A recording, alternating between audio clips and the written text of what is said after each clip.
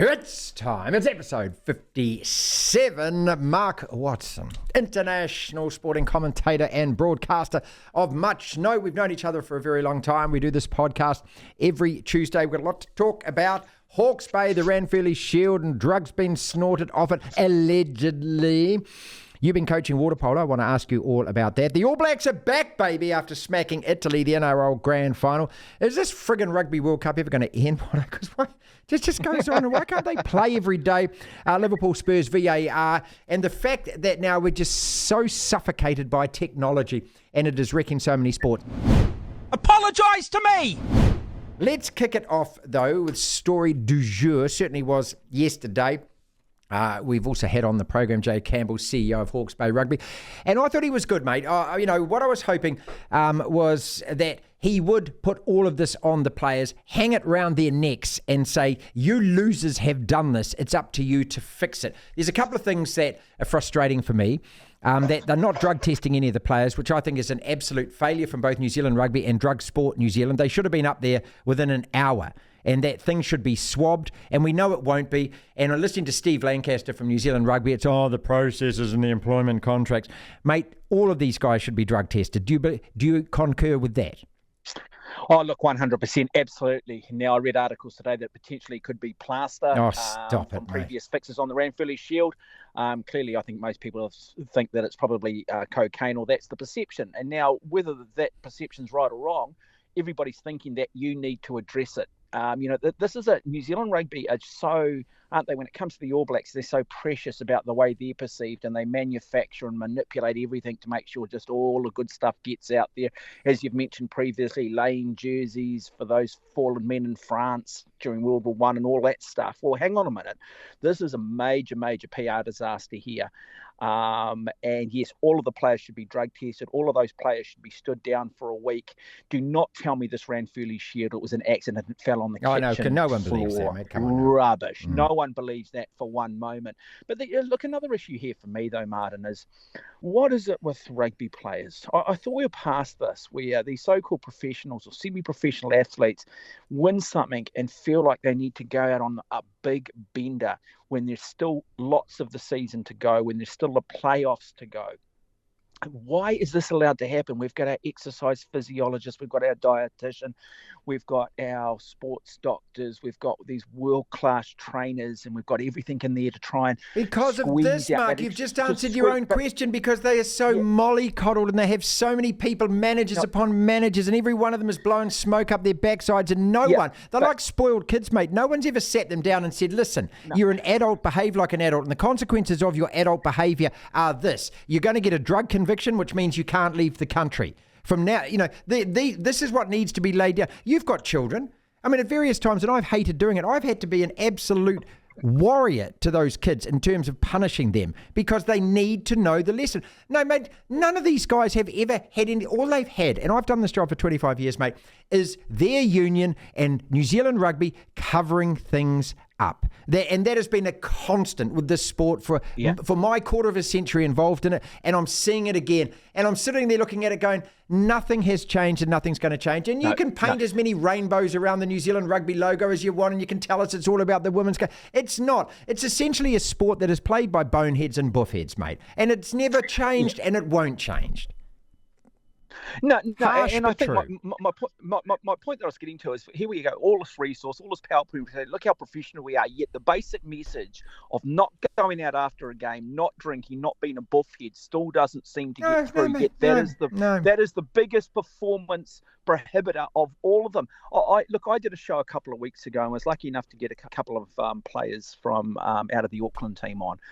And this was the day after they'd been beaten by Waikato at Bell Park here in Auckland. And I was warned, look, they might be a little bit dusty. They've been on a bender. And I just sit there. I come from a different sporting background. I'm like, they've lost to Waikato. We're in the regular season of the NPC. Why are these guys out on a damn bender, Martin? Why do they need to go out after a game of rugby with another game of rugby either midweek or 6 days later and feel they need to go and get completely and utterly obliterated.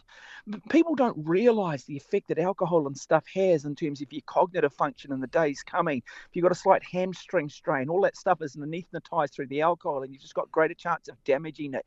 You're dehydrated, which tends itself to even greater injury in the days coming with training sessions. And I just sit there and then I see what happens with the Ranfurly Shield, and and you're wanting people to come along and pay money to watch these guys. You've got 100 years of history, 150 years of history with players that have gone before, and they don't care, mate. They're not interested, mate. I'll tell you what, I could get into that Hawke's Bay dressing room now, and they wouldn't even be able to. If I said who Cal Tremaine is, I doubt I'd get blank looks. And I mean, they don't care. They just don't care. Let's move on from this. It just makes me mad because nothing is going to change. All that we know is that there's going to be no drug testing, no swabbing, and in 6 months' time, we're going to get an official explanation, which is that the Ranfurly Shield was tied to the stripper from the Chiefs debacle, fell off the Sky Tower, and smacked on the floor. Come on. I mean, it's a joke, mate, and we know it's a joke. Let's move on. Look, I got good sources the other day. I'm not going to name players or anything about two very well-known players that played at the highest level in this country who were involved in a very serious incident in a small town in New Zealand that involved a member of the public, basically, in a pretty serious assault issue. And it never was made public because a large amount of money was changed hands and it was just swept under the carpet, and that was by the powers to be. Mate, it's been going on forever, mate. I could go back to Robin Brooke. I could go back. I could name 100 names. High-profile, name 100 very names. High-profile, prevalent players who are well-known, and it never came out. It's the only constant with New Zealand, and they paid them off. All right, and that is a true story. Apologise to me. Let's talk about the All Blacks. The All Blacks are back, baby. We put 96 on Italy. Look out the rest of the world. Mark, you were impressed. How much? Yeah, interesting one. Look, no one can take 96 points away from the All Blacks. And, yeah, you can try and find some fault in it, I guess, but no other side in the world could have done that to the Italians. Look, the Italians were woeful. Let's not kid ourselves. I think they were overhyped and overstimulated, and I think psychologically they just don't believe they can beat New Zealand. But New Zealand put out a really, really good performance. But the Italians clearly are a very contrasting team to what we're going to get from either South Africa, Scotland or Ireland. I'd like to, from a quarter-final preparation point of view, I'd like to have seen more of a contest. I couldn't gauge from that, Martin, whether this All Black team has legitimately improved in those key areas that we failed in when it came to the loss against France and the big loss to South Africa. Marshy was saying the same. He was saying the same earlier on the show. It's just you don't know. That's the biggest takeaway. We don't know. What we do know is that Ireland are not going to miss 63% of the tackle or 37% of the tackles. They're not going to miss all those. We know that, right? That's what we know. And look, and I think if this was a test match outside of a World Cup, it'd go down as one of the great performances and one of the worst performances in Italian history. But this will mean nothing if we lose that quarterfinal. It's just a pool play, and who remembers the 100 points we put on them. So there's a part of me that I think we would have want to come out of that a little bit more battle hardened, and we didn't. And now we've got Uruguay, where I look at Ireland, and it could be detrimental to them, but they've had that hard game against South Africa.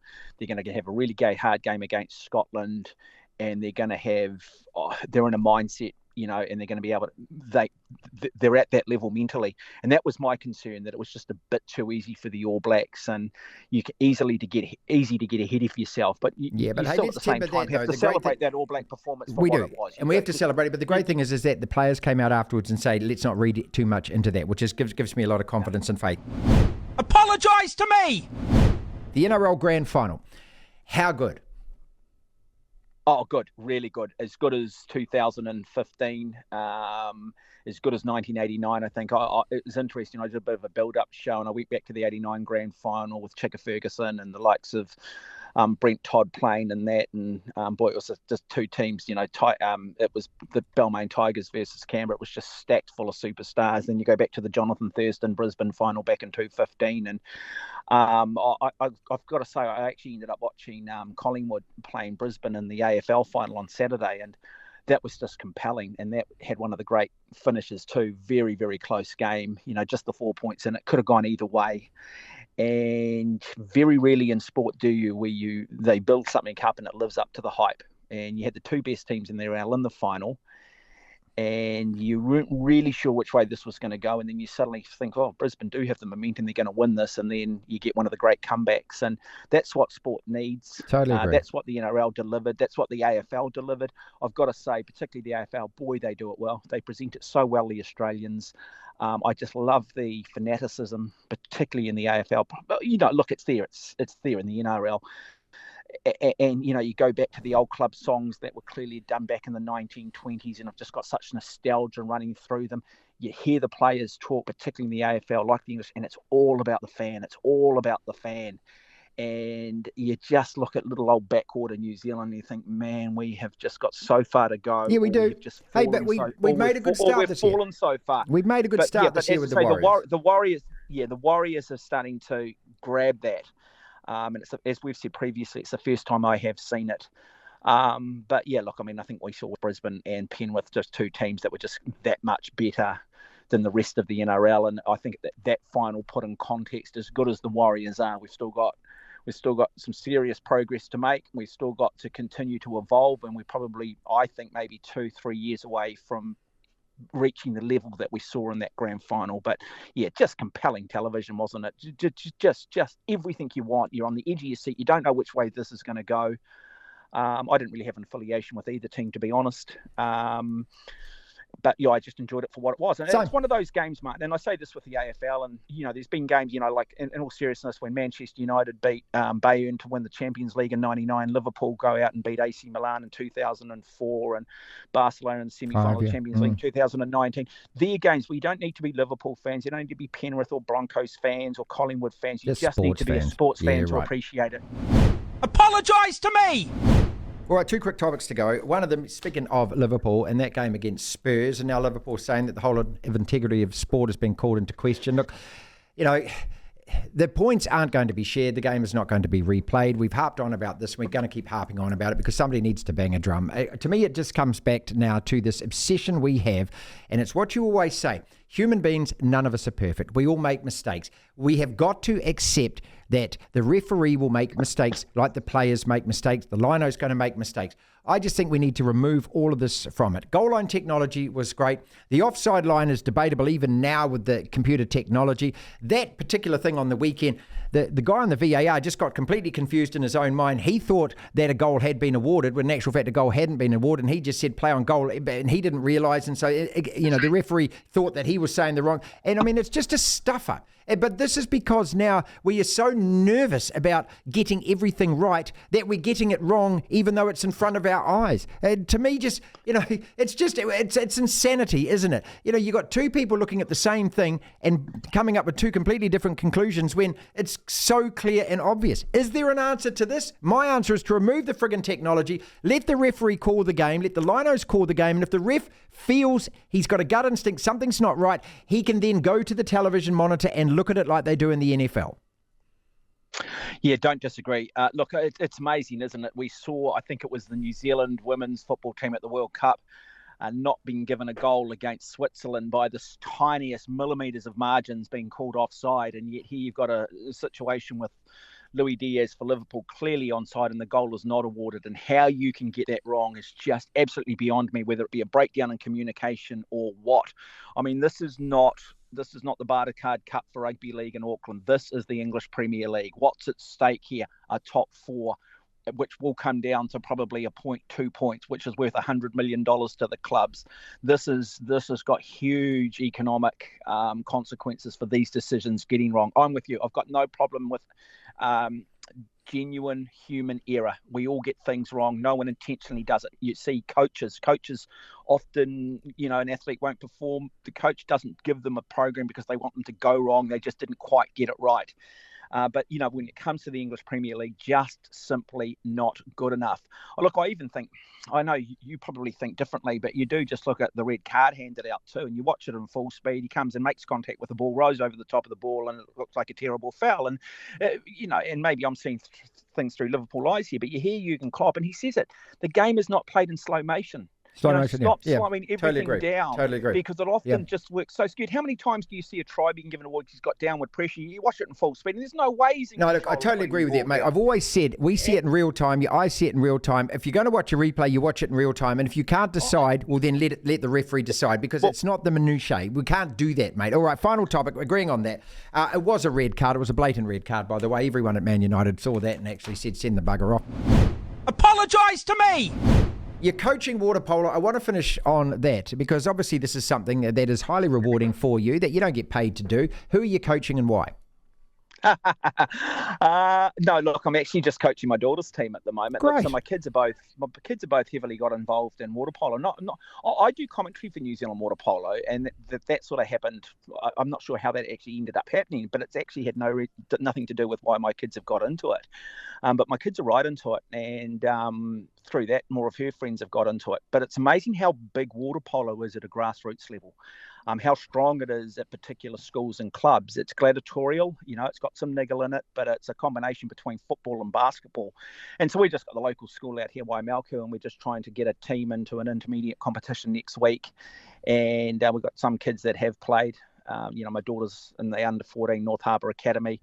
She's only 12, but we've got some kids who've never played. So I'm just volunteering some time to just go through some basic stuff so they can just basically learn to catch and pass and get involved in it. But it is a very, very addictive sport. It's the oldest sport at the Olympic Games.